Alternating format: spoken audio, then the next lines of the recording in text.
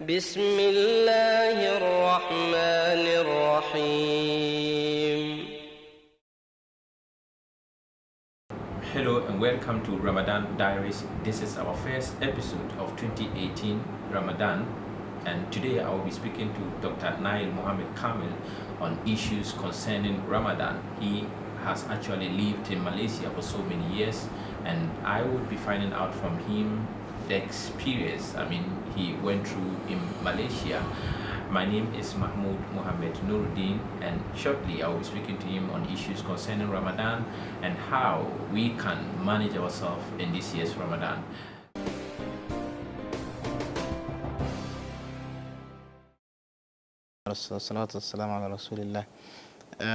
My name is Naail Mohammed Kamil, and I'm a lecturer at the moment at the KNUST Business School at the Department of Organizational Human Resource and Organizational Development.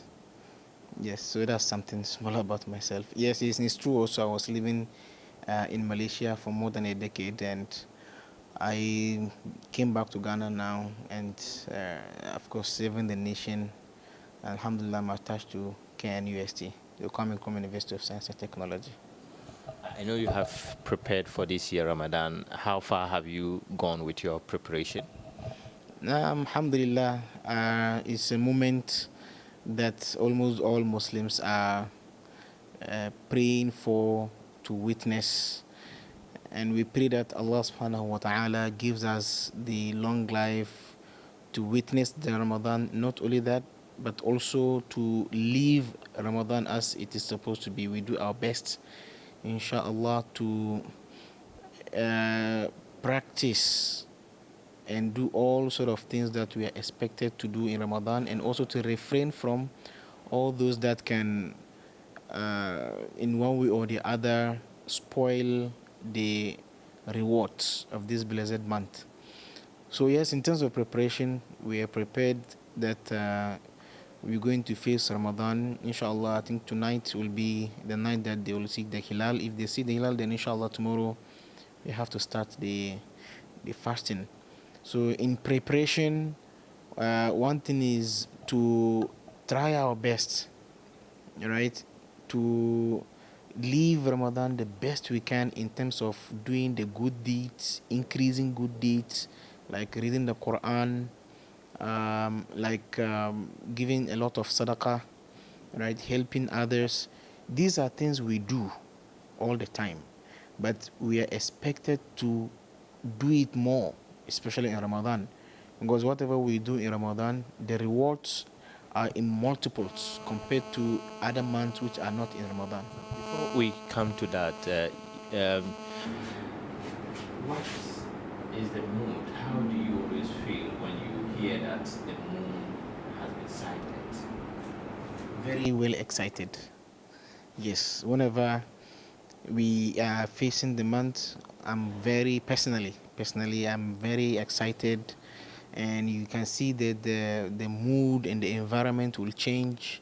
Back in Malaysia, even here in Ghana, you can see that the environment, the mood, the serenity in the environment, almost everything changes. And when I talk about changes, I'm talking about change for the positive, whereby people coming together, trying to increase their good deeds.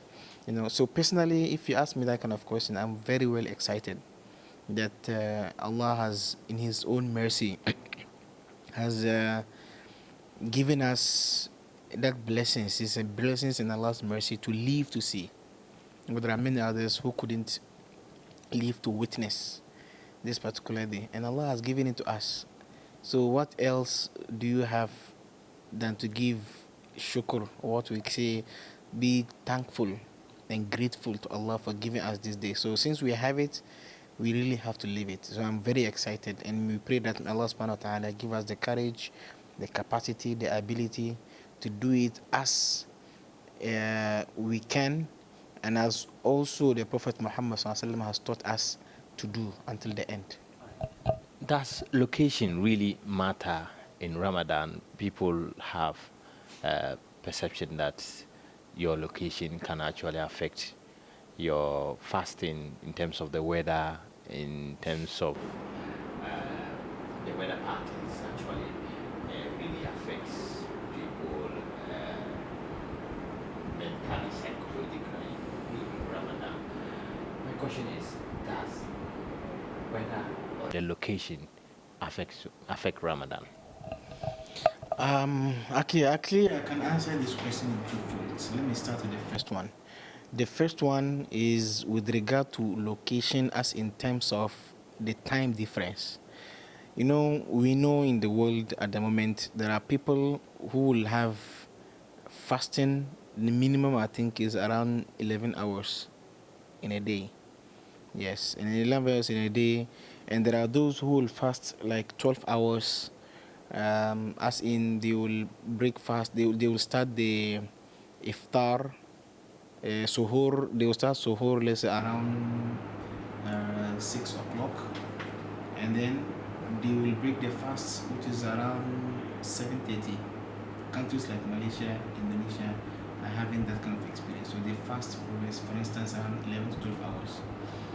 And we also have countries that are in the extreme, those who can even fast as much as 19 hours. Norway is one of them. Iceland is another example.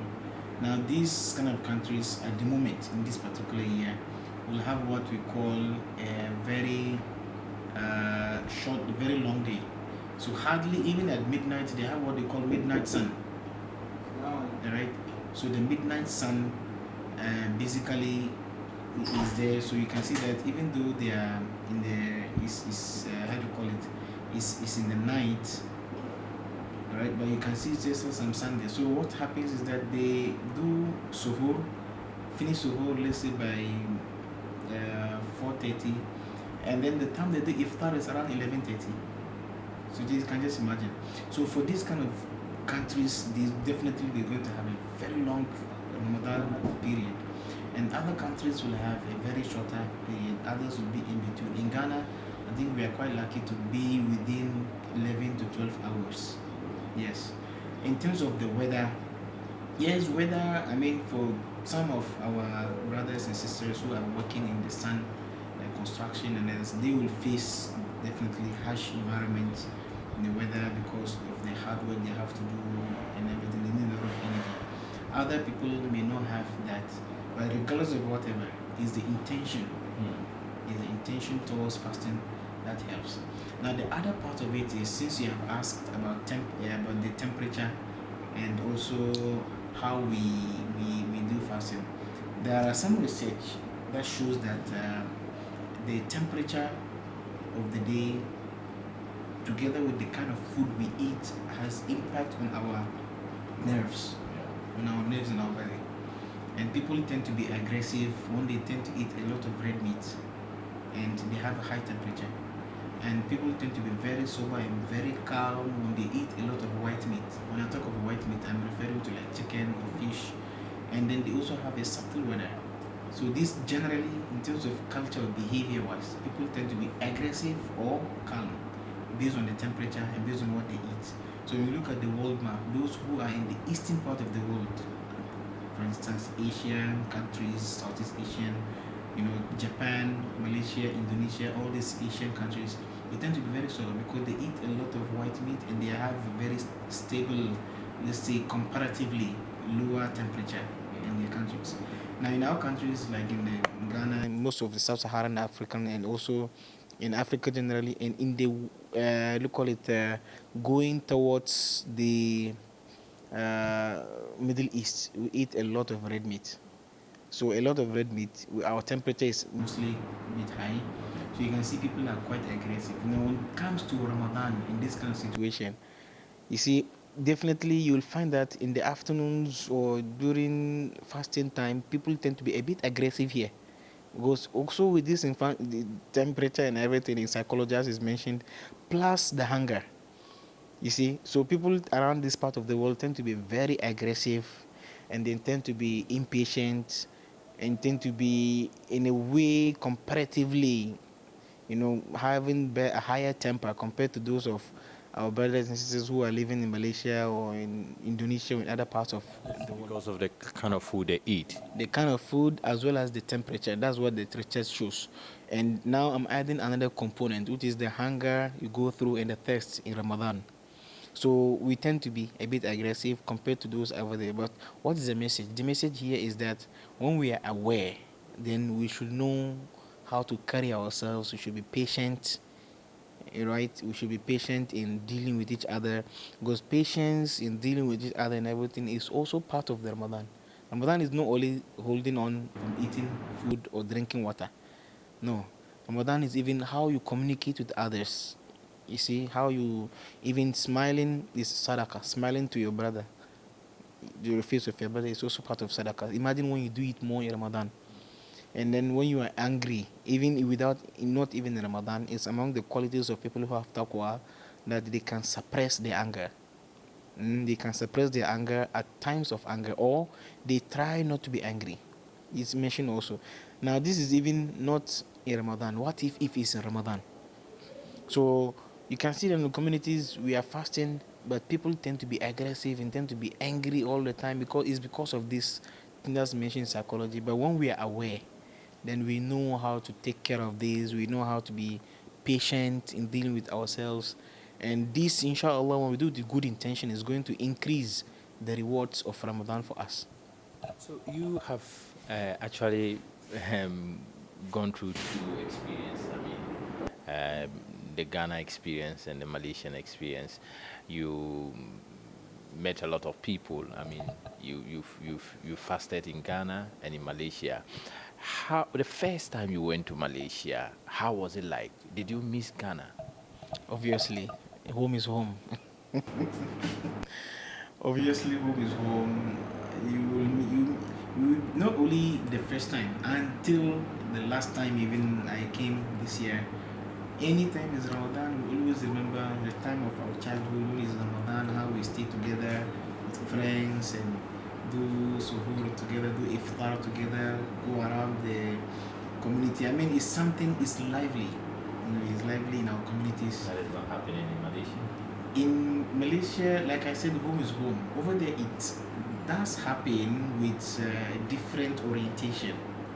Right? It does happen whereby, like I said, is very interesting also the experience. And actually, I have many experiences. I also fasted in Indonesia.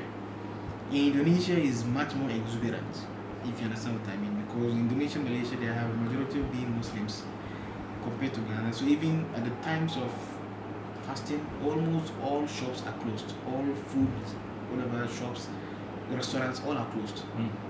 Unlike in Ghana here. So Indonesia, Malaysia is very much interesting actually. Very, very, the amusement over there is very high. But I find the amusement much better in Ghana here.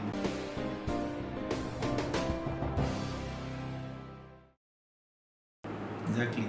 But having said that, all these three experiences, Indonesia, Malaysia, also in Ghana, they have something peculiar. They have something that's a very, very, how do you say, sorry, there are some peculiarities in them. You see, back in Malaysia, the whole environment, you know that there is Ramadan going on. People, the way they dress to go out, they have no Muslims, but even though Muslims are cautious, they don't eat outside just anyhow. And then, in terms of time of iftar, when people are breaking their fast, you can see almost every masjid you go, there are many food items there.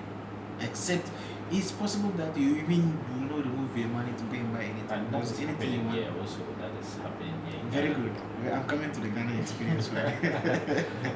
You see, and apart from that, going around in the community, right? You will just have the feel of Ramadan in every corner. The masjid, even in Indonesia, you cannot go more than 200 meters, you don't find any masjid. So you are motivated even in prayers and everything. Now in Ghana, we have similar thing, but it depends on the community where you live. Okay. If you live in, let's say, in a community which is so-called the Ozongo communities, or it is where it is more Muslims there, and you have this kind of thing. But even that, some of our Muslim communities have diluted this. Okay. You can see that sometimes it's during Ramadan, but people are you may not find a bit difference from that. But having said that, generally, when it is after Asr, then you know something is happening in our Zongos. You know, you can pass, you feel the Ramadan going on with people doing kuku and others, you know, and the tafsir is going on in this area. So, like I said, all are peculiar in their own ways. All are peculiar in their own ways. But in Ghana here, it depends on the environment. It depends on where you stay. Okay, so in Malaysia, you don't even bother to buy food. Oh, I mean, honestly, in Ramadan in Malaysia, you will not even bother to buy food because during Suhoor, there are people who provide. Any area, any community will have their own project to help and to do. And others, it's not because they are feeding the poor, but it's because they call it Makan Bersama, which is like we eat together. So they come all houses in the community in a particular area. We call it Taman, like how do you call it, a housing complex. In the housing complex, every housing complex will have their own surah, we call it masjid, small masjid there, and they have their own amenities, they're having their own mall. So in this masjid, they will come together and cook. The whole family, the whole people, they eat there during suhoor. During iftar, the same thing happens in the masjid. You can see they will have all this, so all men will go, all the females. Those who don't want to go can stay home, but mostly people want to go out together. Okay. You see, so unless you really want to buy something, then you use from your pocket. But what people do is they share, they contribute to the masjid. For instance, this week I want to sponsor the food in the masjid. So this week I'll be the one to sponsor everything. Next week someone wants to sponsor. People are competing actually to sponsor, and they come together. In Ghana here, it's been a long time I've not been in Ghana here, so I don't know. But I believe and I heard that in Ghana here also, we tend to have some of these NGOs coming to help people, bringing food and other items. So more or less, we share a common experience. Okay. But the experience there is because they have much more NGOs there, and the environment there, they are majority Muslims. So even the government, you know, has its own projects in these kind of things. To help the poor. Yeah, to help the poor, which is unlike our Ghana government. We may not have this compared to, let's say, Malaysia. Do they have the house of cocoa and the kose? They have their own version. They have their own version of I'm not sure Hausa. it's better than the house of cocoa that we have here. I don't want to be biased, but I don't want to be biased, but Because being there for some want to time. have the house of cocoa after breaking their fast. And so if you go to Malaysia for the first time, you want to go around look for house of cocoa somewhere. Obviously, when you go the first time, everywhere you go for the first time, you will want to, you know, it's a human nature. You will want to go by something that you have been used to. So you go around and then you realize you cannot find house of cocoa. But after a while, when you get used to what they have there, you really enjoy it. Trust me. So now I tend to have this kind of experience that when I'm here, I miss doing Ramadan there. When I'm there, I miss doing Ramadan here. You know, this kind of thing. So when I'm here, I miss some of the food we used to eat there, which I cannot find here. Of charge. Not necessarily free of charge. I'm talking about the variety. I'm talking about the variety. But the ones here also, it can be free of charge actually. It's actually free of charge as well. You see, but free here does not necessarily means free. Someone has paid it. In economics, we say there's no free lunch. Yeah, so it's like one day you'll sponsor, and then another day someone else will sponsor. But in terms of variety of the food, like House of Cocoa, the Kose, and other things, they have their own version of that. They have what they call Buburakacha Hijo.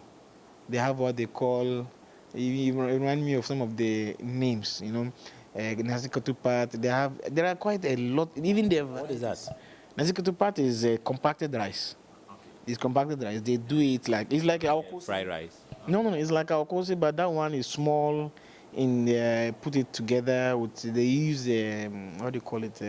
Sometimes also they have that compacted rice and they do it together with brown sugar. Yeah, you cannot find it. I never find it here. No, Kosi. it's like kosi, but it's small like that. They cut it into boxes. It's not the same as kosi. Not the same. Definitely. It can be the same. It can be the same, but they have their own version. Yeah, they have their own version of kose. You know, they have what they call taufu. Taufu is more like, it's just, I see it to be similar to our what we call here wagashi. It's similar, but it's a bit different when you taste it. But when you look at this thing is similar on at the face value. So yeah, there are many differences here and there. But in short, what I want to say is the serenity of Ramadan is everywhere. Let's look at the weather pattern over there. Sometimes here, for now, I mean, now that we speak, we can see that the weather is very cloudy, very good for Ramadan. How does it look like in Malaysia? It's similar. It's similar. In Malaysia, most of the time we have same. In Malaysia has the same tropical whatever you call it, the weather as in Ghana. We have three. But one thing a bit different in Malaysia is that the rain in Malaysia is much more compared to here.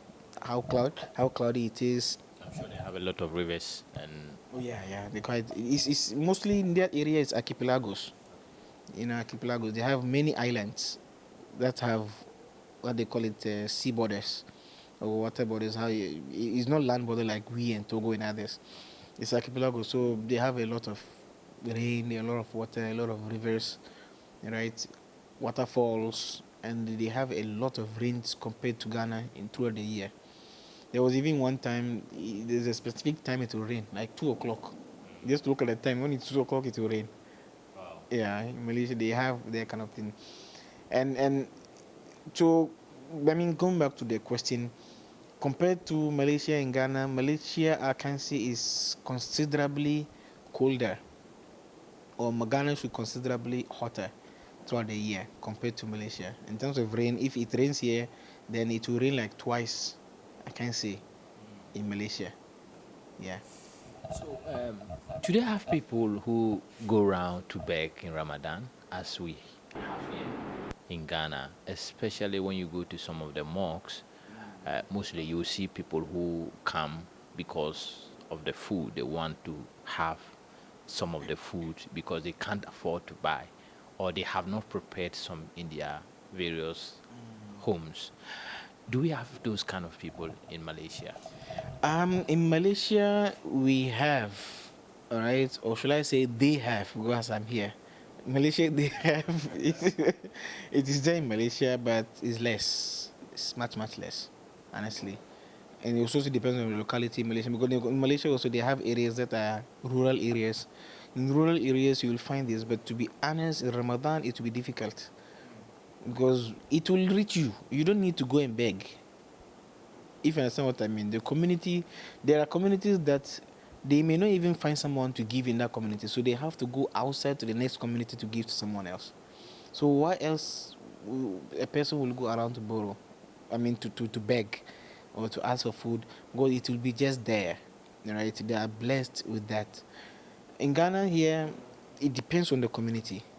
If you are in East Legon or in Accra and some places, of course, these are wealthy people. It's an urban area, but it also depends if you are in a particular rural area where people don't have what to eat. Of course, they will want to go and beg.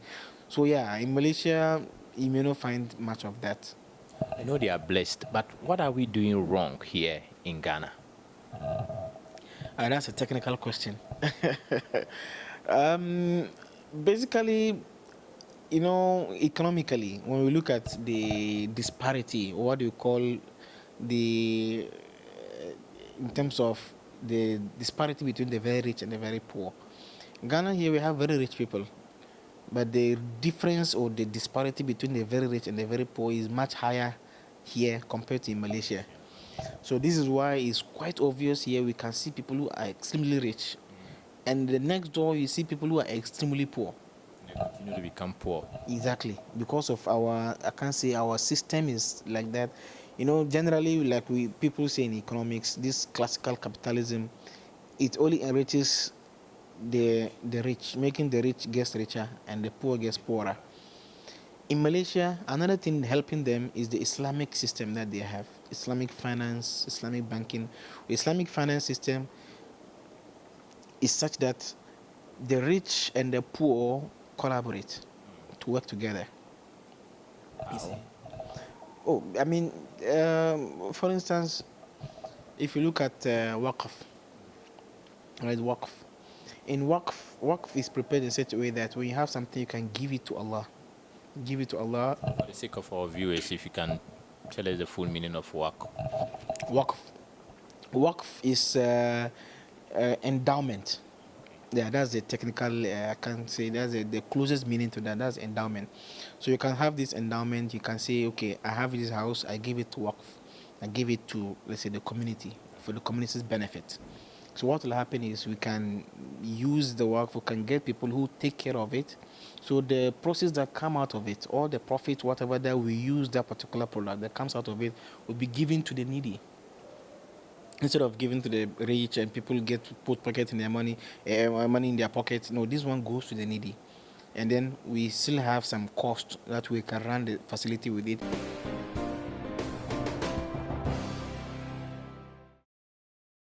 Or we can have the profit and then it goes to take care of the children to school or orphanage, send to orphans to school and everything. So you can see this is one way. This is only one. There are many others.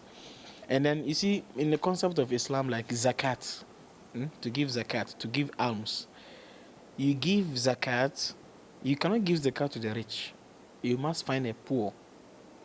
Poor person. Yes, a poor person. That's the condition. There are 8. We call them the asnaf. It's mentioned in the Surah At-Tawbah, Quran chapter 9, verse 60.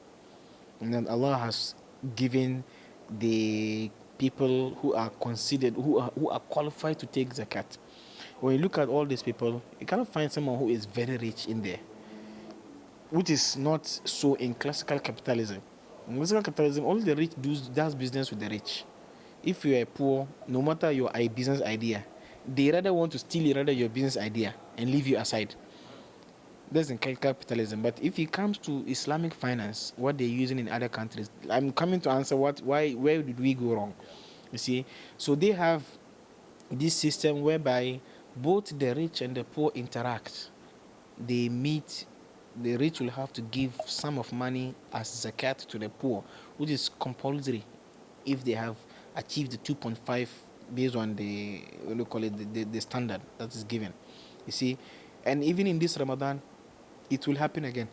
Zakat al-fitr. I cannot give to the rich. I cannot make exchange with you. I have to find a poor person to give to the person. So you see, all this is where we have gone wrong in a way. In particularly, I'm not talking about Muslims in Ghana. I'm talking about Ghana generally, because of our economic system.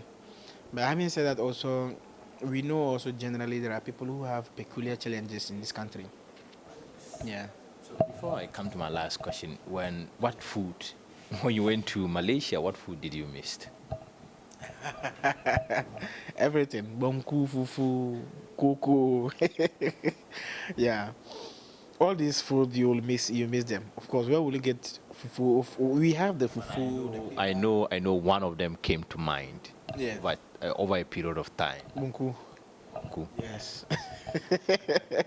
So you like bonku than rice and fufu? Or rice is very common there in Malaysia because even they give us rice.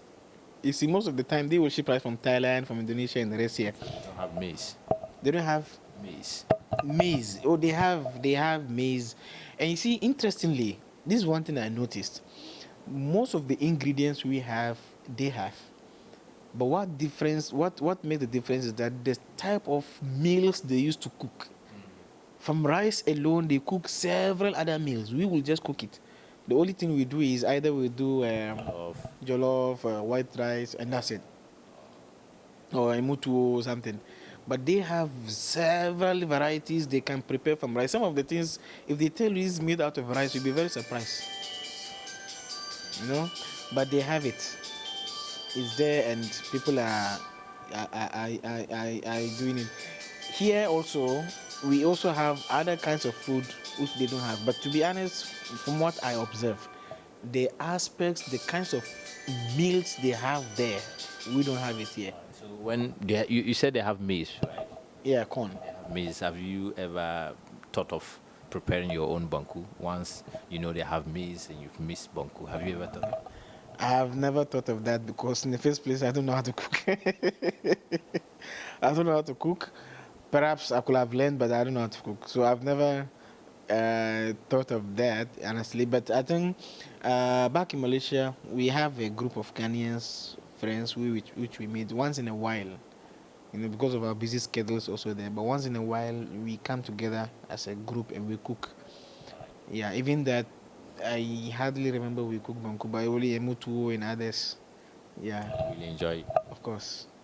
So, your final message to Muslims across the world in this year's Ramadan, what do you have to tell Muslims across the world? First and foremost, we should try as much as possible to make our intention, our niyyah, very, very clear. All right, and the niyyah, the intention is to only to Allah. You're doing it only for Allah and not for anyone else. Not because you want to fast because everybody is fasting. You want to fast because you don't fast, people will see you and they will mention your name. No, you do it for the sake of Allah. You do it for to the best of your knowledge that you will want to achieve the best out of it. Because and do this Ramadan as if this will be your last Ramadan. But you never know when else you'll enjoy another Ramadan. So if you have this intention, if you have this plan that assuming I'm going to do the Ramadan as if this is your last Ramadan, then you do it with high quality. You see, and do it not for anyone else but for the sake of Allah. And when you do it for the sake of Allah, whatever we are asked to do, Taraweeh, always try to do it on time. And in the Jama'ah is good because it motivates you. If you can do it alone, it's fine. But if you can do it in Jama'ah, it's better because then you will have the motivation. What you eat, be very careful. Don't overeat. People think they will want to eat a lot in the morning so that they can take it until evening. But one thing people don't realize is that the chemistry in our body is such that the more you eat, the more you tend to want to drink, and the more your body will have to work harder. And before you realize you are thirsty, you are so tired and everything. So you have to consider and control our eating. Don't overeat. Right? Eat moderately. And when you break fast, you should be very careful with some of the things which are not good. Like breaking fast with a very cold water, is not encouraged. It's good we break fast with a very light, warm tea, less sugar, and also with the Sunnah of Prophet Muhammad. Breakfast, you start with the 3 dates. Yeah, you start with that one, and after that, don't go straight with the Coca-Cola and all this. It's not good. We have to come, just a very warm water or warm tea, light sugar inside. You break fast. Just take some small. Don't take. It's not advisable to take this canned. What do you call it? Some of these caffeinated. This is not advisable. So we do this, and then when you go to pray Tarawih, don't eat. If you eat a lot, you go and pray Tarawih. Trust me, after 2 rak'ats, you feel like you're so tired. So you do it slowly.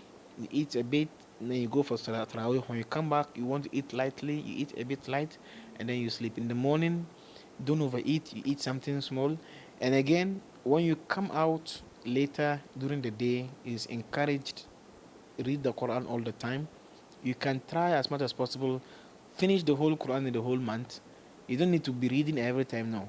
After every salat, even if it's 4 pages, that's 4 pages, 2 sheets. Every salat, 2 sheets. Inshallah, by the end of the month, you can also finish reading the whole Quran. Thank you very much. That was Dr.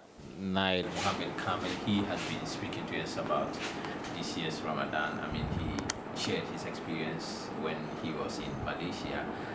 We actually look at how Ramadan is being done in Malaysia and that of Ghana.